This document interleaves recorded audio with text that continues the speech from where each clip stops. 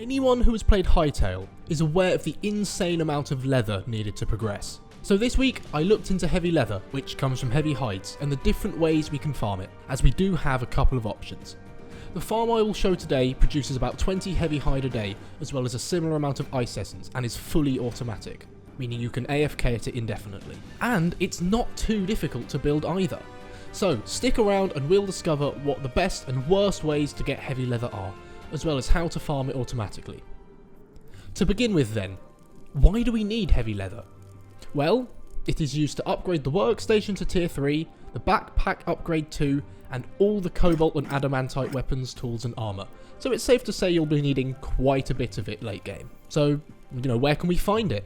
The item description says that it is the hides of the toughest predators, and this tracks, as in Zone 1 it drops from bears, and in Zone 2 the crocodiles, Zone 3 the polar bears, and Zone 4 the ember wolf and the cave rex, each the toughest animal in their respective zones. You'll probably gather the odd piece of heavy leather from encounters with these, but is there any way to reliably find their spawn locations? I've certainly noticed that bears seem to spawn in the same spot each day, so let's test this. Here is a bear just on the edge of the river here. Let's kill it. Then we'll fly away, progress time a day, then when we come back, will he still be in the same spot? No. That's annoying and also kind of confusing, because in survival I have definitely had bears continually respawn each day in almost the exact same spot. So perhaps it works off real time instead of game time, so I can't just progress a day to get him to respawn. Either way, this is going to be pretty hard to design a farm for. So if you want to hunt for these predators manually, you will need to know where to look for these mobs, and what to expect in terms of loot from each. From a quick look in the code and some testing of my own, we can find the following. The bears will spawn on soil and grass blocks in Zone 1, in the forest, autumnal, azure and mountain biomes, as well as in the Zone 3 forests, and drops 1 to 2 heavy leather for an average of 1.33 leather per bear. The crocodiles will spawn on soil and in grass blocks in Zone 2, in the oasis biomes, and drop 2 to 3 heavy leather for an average of 2.4 leather per croc. The polar bears will spawn on ice and snow blocks in Zone 3, in the glaciers and ice sheets, and they drop between 2 and 3 heavy leather for an average of 2.5 leather per polar bear. The ember wolf rarely spawns in Zone 4 volcanic biomes, and the cave rex rarely in the jungles. They give on average 1.5 and 2.5 heavy leather each respectively. There are also some passive mobs that also drop heavy leather, such as the moss horn. Here is a table summarising all the mobs that drop heavy leather, including one I haven't actually mentioned, but we will get to that in a bit. I'd imagine one day in the future we will be able to breed moss horns, making this a good source of heavy leather, but currently we can't, we can only tame them. The biggest problem with hunting for mobs is that there just aren't too many of them, and while they do respawn, it's not too quickly, making a farm almost impossible using this type of spawning. So my next thought is completely different. The Ancient Gateway. These locations have mobs and chests that will provide heavy leather, and are randomly generated every time, so we'll never run out of resources. And we don't need to wait a full day for the mobs to respawn. We can just leave, put in a new fragment and go again. I have a video already out on this channel if you want to learn more about how to exploit these locations, but for this video we will only be looking at their usefulness for heavy leather. To start with then, the Windrider Valley. There's plenty of chests here with good loot, but in terms of hides and leather, it's mostly medium leather with a small amount of light leather, and only a very, very small amount of heavy leather. However, the area is crawling with crocodiles. This should provide you with lots of hide, and once the time runs out, you can just buy another crystal and come back for more indefinitely. No need to adventure further away or wait for the next day. The cost of the fragment is also minimal, costing only 30 life essence, which is so easy to obtain, and 10 thorium, which is easily farmable, and you can normally get back more than 10 thorium from the chests in the valley too, making it pay for itself. Again, watch my video on the gateway for more details on this. In Dragonspire Weald, we will find some bears, but not as commonly as the crocodiles in Windrider Valley, and also the fragment is more expensive and it doesn't pay for itself, so probably not a good destination for heavy leather. The Dreadwade also has crocodiles, but it's by far the most expensive fragment to craft, so again I don't think it's worth it. So we've covered manual options now for heavy leather, manually killing mobs at their spawn locations, which is slow, and then the quicker method using the Ancient Gateway hunting for crocodiles in the Windrider Valley. All of these methods work and are simple to do, so that may be good enough for you. but neither are an automatic farm like I told you about at the start.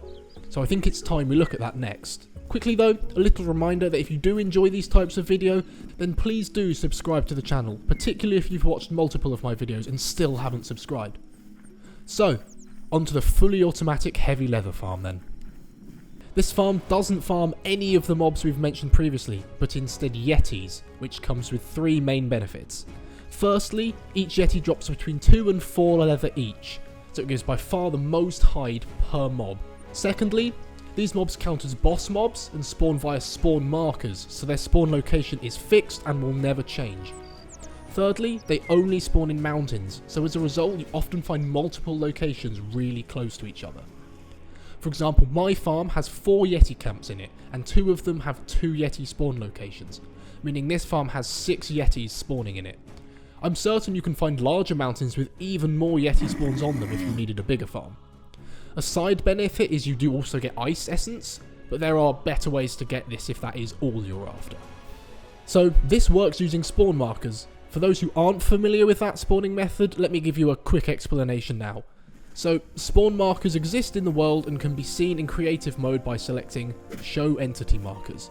For boss mobs like Yetis, these will spawn a singular boss mob in the exact spot the marker is in, making it extremely predictable and easy to farm.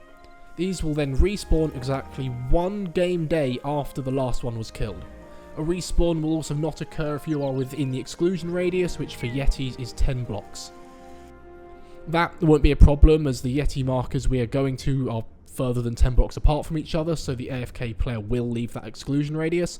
However, if you are making a farm where all the markers are somehow within 10 blocks, or you're only using 1 marker, make sure that part of your minecart loop does go further than 10 blocks away.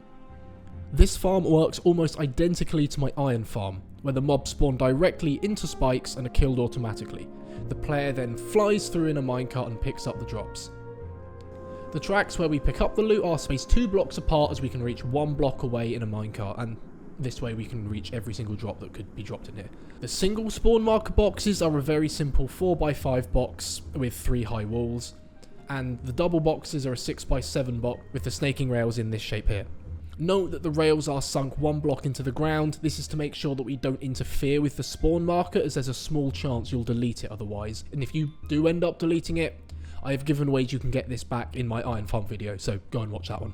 You don't have to worry about the Yetis damaging you, as they should be dead by the time you come into the box, but if not, there's still no need to worry, as you travel way too quickly in the minecart for them to lock onto you. I mean, look, this guy's swinging seconds after I've left. To then make it fully automatic, we just need to close the minecart track into a loop so that we can go on indefinitely. I've not made a loop, but instead put a turning module at each end, as that would end up being a lot fewer rails, so a lot cheaper. The turning module looks like this, and at the other end I've included an ice golem spawn spot that's nearby, so I'll get blue crystals from my farm as well. So this is a very easy farm to build, and it will give you on average 3 heavy leather and ice essence per day per Yeti spawn location. So in the case of my farm, that's 18 heavy leather per game day, which in Hytale lasts 48 minutes. If you want to fully AFK this farm, you may want to enclose the rails so that other spawns can't get you, even though most of the time you will be going too fast to be targeted by them as well.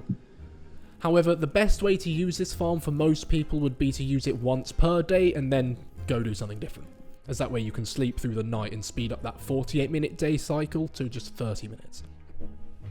So that covers heavy leather farming in Hytale pretty thoroughly.